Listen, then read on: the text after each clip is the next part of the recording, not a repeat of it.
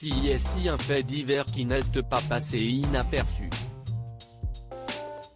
Le tournage de la saison 4 des Vacances des Anges devait débuter le lundi 11 janvier. Cependant, une violente altercation a eu lieu la veille dans le restaurant d'un hôtel 4 étoiles à Saint-Denis de la Réunion. Ricardo, Neuda et Johanna impliqués, la production a donc dû prendre des décisions radicales. Si leur premier réflexe a été d'exclure les candidats, ils ont ensuite décidé de délocaliser le tournage.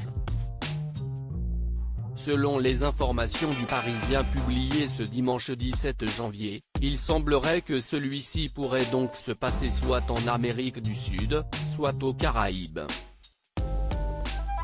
La décision sera prise très prochainement par la production, en fonction de la météo et des disponibilités. Le but de ce plan B ? Assurer la diffusion du programme sur NRJ12 à partir de mars, comme prévu au départ. Si cette violente bagarre a été choquante pour les internautes, elle a entièrement chamboulé les salariés de la grosse équipe. Selon les propos rapportés par le Parisien, l'un d'entre eux aurait déclaré « On a vécu l'enfer ». Et si est-il encore loin d'être réglé, cette histoire. Un autre a affirmé « Des galères avec les anges ? On en a toutes les saisons. Mais là, on se croirait dans un mauvais film ». Cette histoire a rapidement pris une très grande ampleur médiatique et Joël Bélier, le maire de Saint-André dont le fils est un des protagonistes, a affirmé « Ma femme a fini au sol avec des bonhommes baraqués sur elle. Moi j'ai pris des coups, je pensais que je n'allais pas m'en sortir. » Après un dispositif policier important, Ricardo et Neuda passeront 17 heures en garde à vue.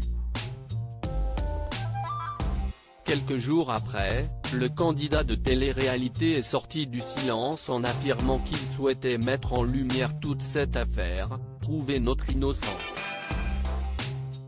Les Réunionnais, très remontés sur les réseaux sociaux, les différentes vidéos ont fait le tour et les internautes n'ont pas hésité à tacler les candidats de télé-réalité. Si une avalanche de haine a vu le jour sur Twitter, sur l'île de la Réunion, la grosse équipe a révélé aux Parisiens que c'était une catastrophe. Il y avait des personnes torse nu avec des machettes dans la ville, prêtes à en découdre, a rapporté un membre de l'équipe. Il a également affirmé que l'adresse de la villa où devait se dérouler le tournage a fuité. Au moment, alors que Johanna, Ricardo et Neuda sont en garde à vue, une foule de manifestants, présente devant le commissariat, demande leur renvoi en métropole. L'affaire a pris une ampleur de taille et une enquête pour violence volontaire a été ouverte.